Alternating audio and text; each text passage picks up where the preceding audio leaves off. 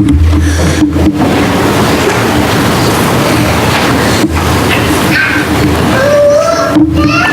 morning, church family. Good to see you all here this morning.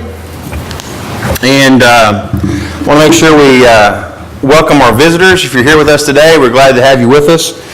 I am really thankful for a lot of things. One of the things is that there is we have a lot of things happening in October. I updated the announcements this morning, and of course I get a calendar just like everybody else does, and I have it on my little bulletin board in my office, and I kept, I saved most of my slides, and so I'm taking slides from one file and putting them into another file to update the PowerPoint slides, and I keep seeing things, empty nesters going to Amigos. We got 2 young family events this month. One's going to be at the ranch, one's going to be at my house, and I'm glad I caught that because I almost forgot that we were having one at my house. So anyway, but we got a whole list of things going on. There are so many things and activities that we're doing, that we're a part of, being a part of the community, helping out people, being a part of for the Feast of Sharing is one of the things that's fixed to start firing up, and we're going to need to get involved in that. Tonight, we also do some things that we still meet on Sunday nights, and I'm glad we do. Tonight is our life groups night. After this morning's sermon, I am going to be gone to Lubbock. There's a ministers' conference in Lubbock at Lubbock Christian that I attend every year, and so I'll be gone. But tonight, you're in for a treat. You're going to hear some real preaching tonight because Al Jolly is going to bring us our devotional time, and he has prepared a devotional time, and he's also prepared our discussion questions for our life groups. So if you haven't been able to attend on Sunday night, I want to encourage you to do so. We have life groups on 2 Sundays nights. We have our family night where we work on a project or do an activity, and then one night we'll have singing. And then, of course, this month, since we have 5 Sundays, we have a 5th Sunday special contribution, which will go to supplement our budget. And we'll also have a meal together, a fellowship meal, and then we will have a devotional time in the fellowship hall and be done for the day. It's always a special time to do those kind of things. It's always good to go out and do something different. I'm excited about Hobo Stew. I'm excited about all the things that we're doing. We got the ACU, the football team. There's so many things we're doing. And so, I said it Wednesday night, and I'll say it again.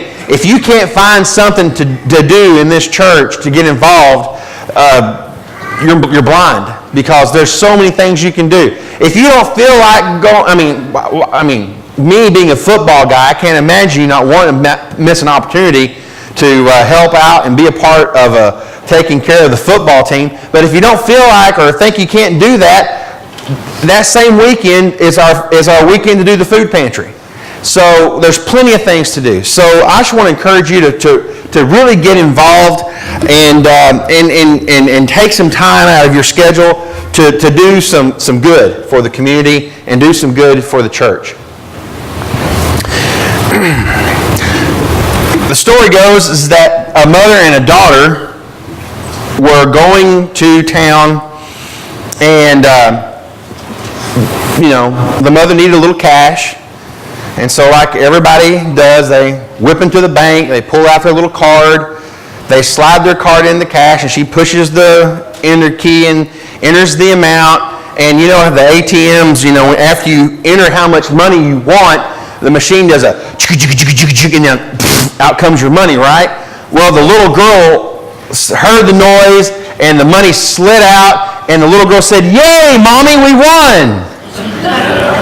Wouldn't it be nice if that's what it would be really neat if the ATM machine, that's what it was all about. They didn't take anything out of our account. We just dialed in a couple of numbers and got it right. But then that might be considered gambling. I don't know. But the point of the matter is that sometimes it's hard growing up. Let me say, it's hard for grown-ups to sometimes explain finances to our children. Is it not? I mean, we want the best for our kids. We want to make sure our kids get the things that, not only the things they need, but it'd be nice every once in a while to let them have the things that sometimes they want. I do believe that a mother or a father invented the phrase, money doesn't grow on trees. Because, of course, there's so many money jokes that we could tell, about, since I haven't ran out of checks yet, therefore I haven't run out of money yet, and so on and so forth. I'm not going to lie to you. I almost skipped this section of James.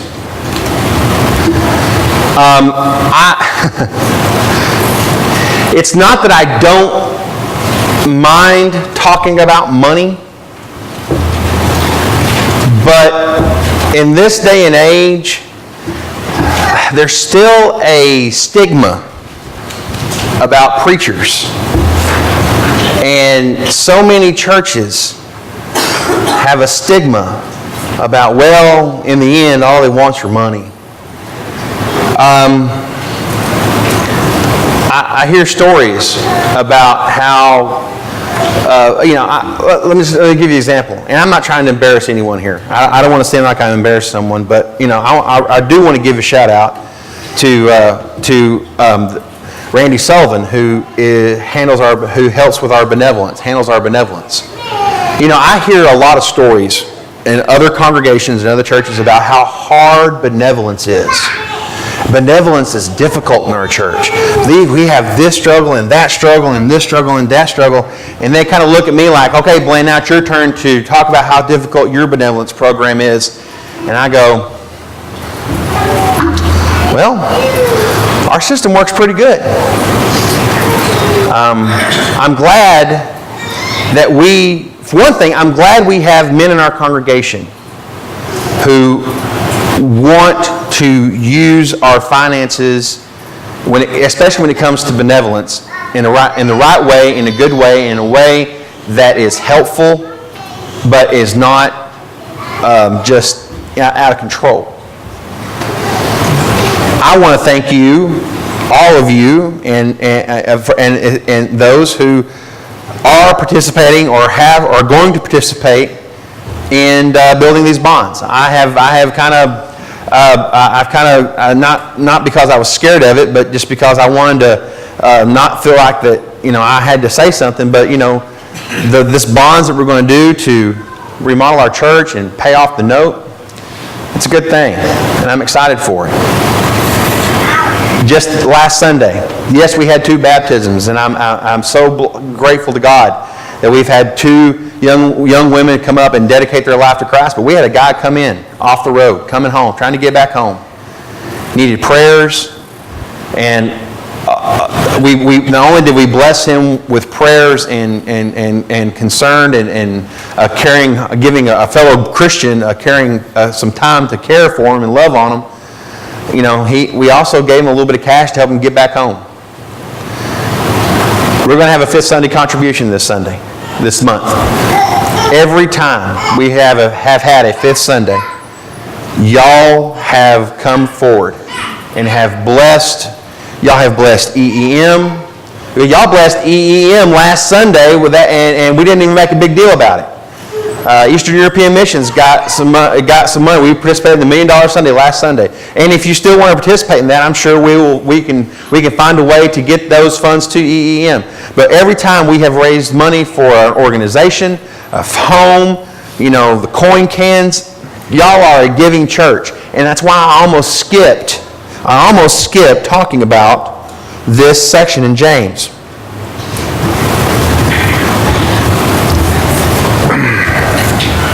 Money talks.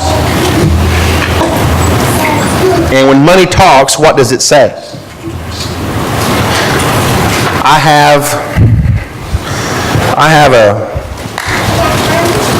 a $10 bill in my pocket. Well, now it's in my hand. Everybody knows what a $10 bill is and what it looks like. You know that on the front is a picture of Alexander Hamilton. On the back is a picture of the United States Treasury. In big bold letters on the very top, it says what country this currency belongs to. What does it say? Tell me, church. United States of America. And then right on the very next line, in big bold letters, it says another phrase.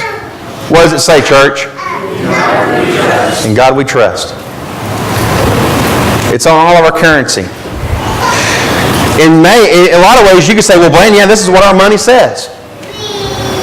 Our Federal Reserve notes say that in God we trust.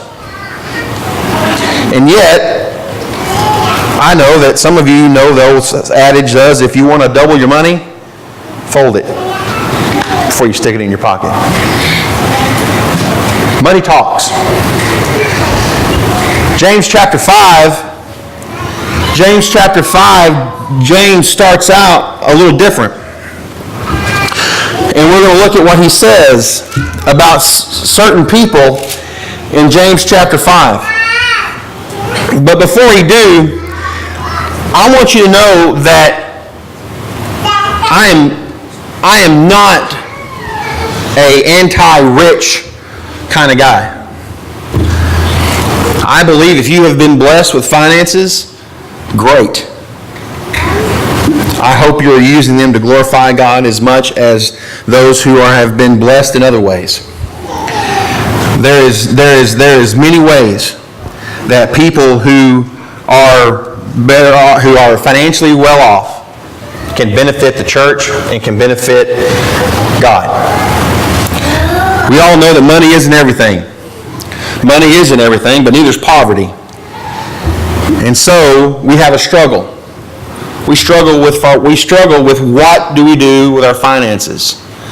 I know that each and every one of you, well, let me rephrase that. I know that the majority of you probably live off a budget.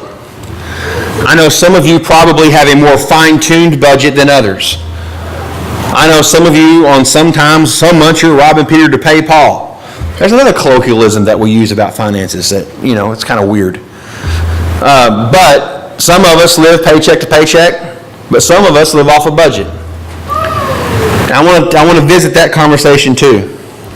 But just so you think that it isn't all one-sided or good or bad, and how money is people who are rich are bad and the people who are poor are holy. It's not the case.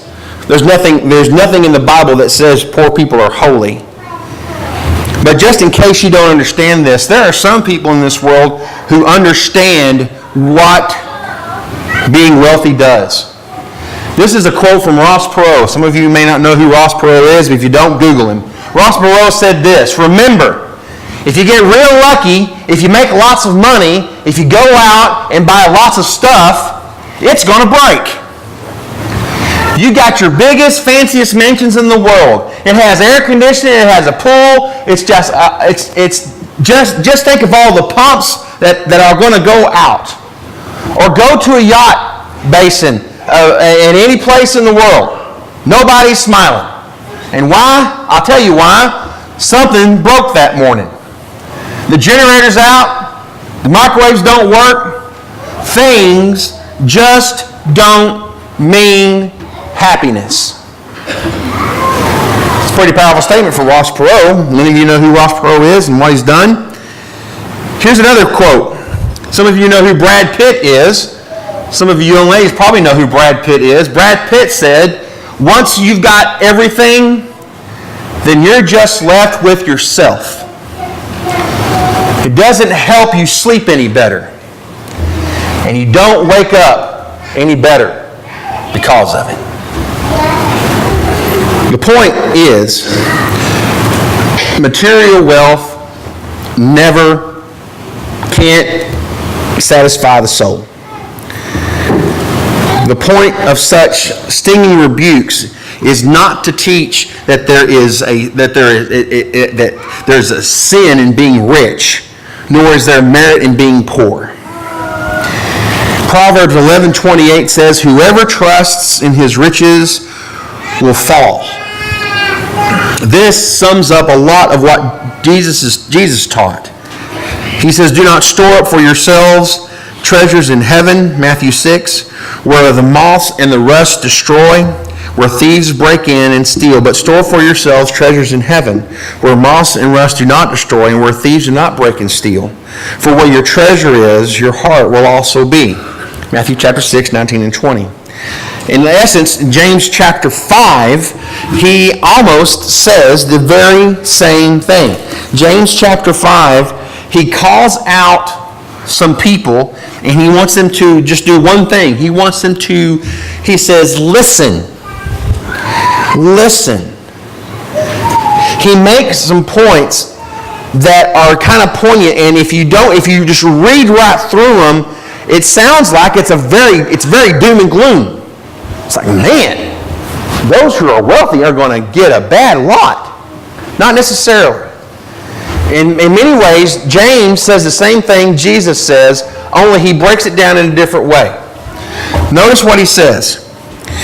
Back in biblical times, the wealth were identified by three things. Either you had a lot of food, you had a lot of precious metals, or you had a lot of precious and good-looking clothes. So if you had good-looking clothes, or if you knew that you had a lot of food, or if you had a lot of precious metals, they would coin you and say, oh, he's wealthy. He's wealthy. So what does he say? He says, your wealth has rotted, and the moths have eaten your clothes. So those who have wealth signified by clothes, the moths are going to eat them. He says, your gold and your silver are corroded, and their corrosion testifies against you and eat your flesh like fire. You have hoarded wealth in the days. Look, he says. So your food's going to get all messed up, moldy, and spoiled. Your clothes are going to wear out. Your precious metals are going to get corroded and rust away. In other words, if you put your faith and your trust in the material selfishly, it's not going to do you 1 ounce of good. Instead, James says, you should really follow what my brother said. Store for yourselves treasures in heaven. Brian, what's this got to do with money talks? Well,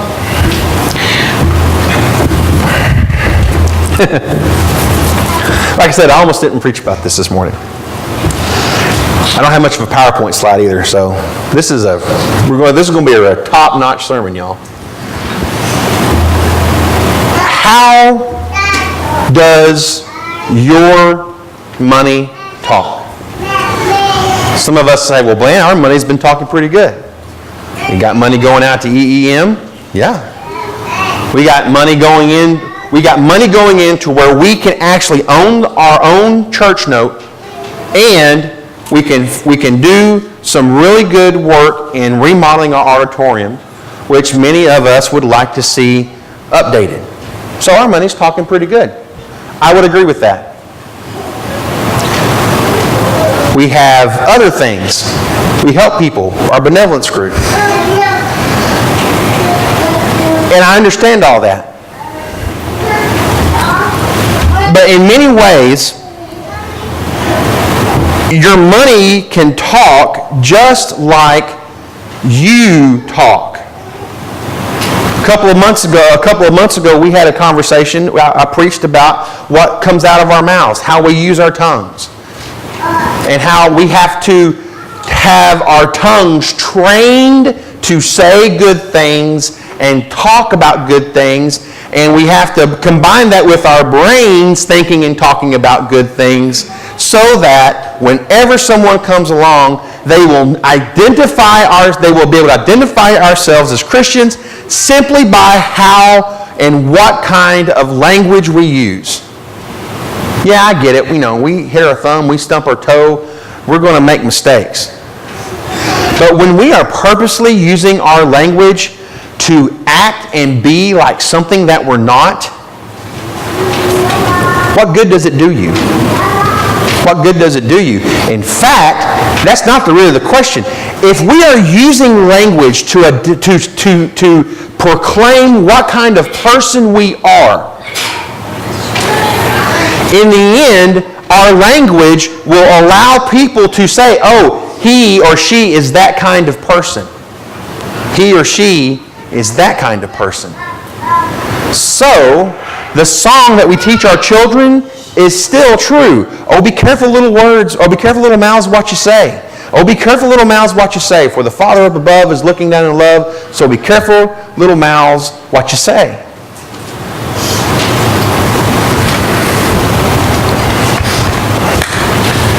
What does this $10 bill say? When this $10 bill goes into my checking account, it becomes another number in a whole line of numbers. And this bill, when it goes into my account at the bank, is going to be used, is being set aside to be used for something else. Food for my children. Gas for my truck. Electricity for my house. Clothes for me and my children. Bills, loans. I still have loans, loans, everything else. So I look at that $10 bill and I say, in God we trust, and it slides right into my checking account. I don't see it again, but I know where it is.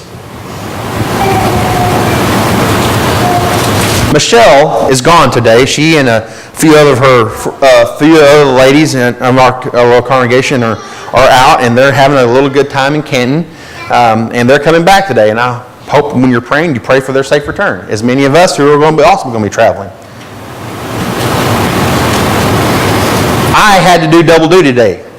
It was kind of hard for me to be Mr. Mom while I'm up here getting ready for church, but my daughter and my son are old enough now, mature enough now, that all I have to do is call on the phone and say, hey, are y'all up? Okay. Have y'all had breakfast yet? Okay. Are y'all getting ready for church? Yes, yes, yes.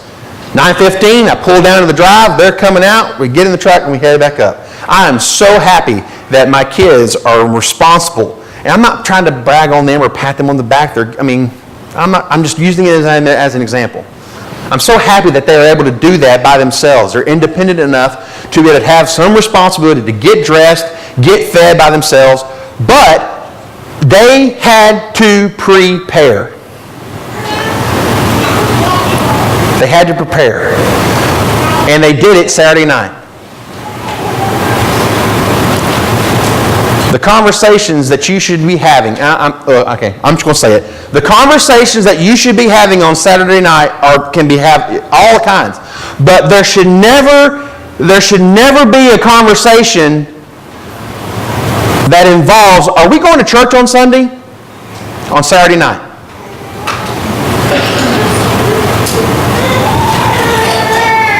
The conversation that you should be having on Monday, whenever you receive your paycheck, or whenever your money comes in, your conversation with your budget should be, I got this much for my bills, I got this much for my groceries, I got this much for my car loan, and oh yeah, by the way, I need about $33 for Sunday morning to put in the plate. $33 times the average attendance at our church, which is about 145. And we would not be having a fifth Sunday contribution to tribute to the funds of the church.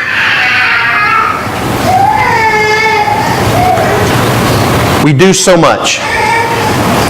We give so much. And yet for some reason, what puts gray hairs in many people's heads is, are we going to make the budget? Are we going to make the budget? I'm not judging you. Please don't misunderstand me. I am not trying to get on a soapbox. I just want to make you aware of something. If your money is talking to glorify God, then it's going to show. It's going to show. How's it going to show? Well, it's very simply this. You're going to understand a couple of things. One, money cannot buy health and happiness. It cannot buy a good name. It cannot buy trust and respect. It cannot buy trust and respect again. And it cannot buy love. And more importantly, finances, wealth cannot buy God's favor, and it will not buy you a home in heaven. The only thing that your finances to give into the glory of God can do is that, glorify God. And you glorify God so well with your singing, with your attendance, with your prayers, with your concern about your fellow members in Christ. Have you ever put the two things together and asked yourself, I know for a fact, Matt's not here, Matt's away, and he's having a little time with his family and stuff like that, but I know for a fact Matt has asked the youth, how do you glorify God, young people? Well, hopefully you glorify God by the things you say and the way you act. Hopefully you glorify God by the way you act on the basketball court, on the volleyball field. How do you glorify God? Church, how do you glorify God with money? Yes, it's good that we're doing all these things. But if we can't take care of our own house, what good is it doing for anything else? What good is it doing? What good is it doing? James also makes out a couple more points. James says, I'll wrap this up real quick. He talks about how you have to be careful of where you put your money, where you invest your money. If you are depending on your money to get you through to the end, it ain't going to get you nowhere because everything else is going to rot away. But he also says, look, if you are a boss, if you are responsible for men working under you, you better make sure that you are taking care of them. Deuteronomy requires that if you have people working for you and they mow your field, you're supposed to pay them before sundown. That's an old Deuteronomy law. That's in the Bible. I can show it to you later if you want to know about it, but it says that. If you are so caught up, business owners and people who are just in it for the money, if you're so caught up with just making profit that you're going to abuse your employees by not making sure they have enough, then you're doing it for the wrong reasons. I am all for capitalism. But I'm also for making sure that your people that you work with, to work for you, are honored as well. The cries of the harvesters have reached the ears of the Lord Almighty. Verse 5 of chapter 5. You have lived on earth in luxury and self-indulgence. You have fattened yourselves in the days of slaughter. And you have condemned the murdered innocent and those who are opposing to you. Wow, that's really tough. That's really hard. But I think in the end, we know the truth. And we know the truth that the things that we put our trust in identify us in who we are. When have you put your trust in the church? When have you put your trust in God? How does your money talk? Or does it shout? Yeah, there's a way you can say it. Money shouts sometimes.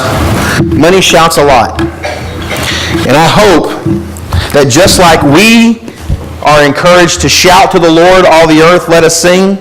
And we shout hallelujah. We are an amen church. We like to say amen when things are going good. I hope that in the future, our money also is able to give amens and hallelujahs and praise the Lord as well. This morning, if there's someone here who would like to respond to the invitation, the time is now. Please come forward as we stand and as we sing.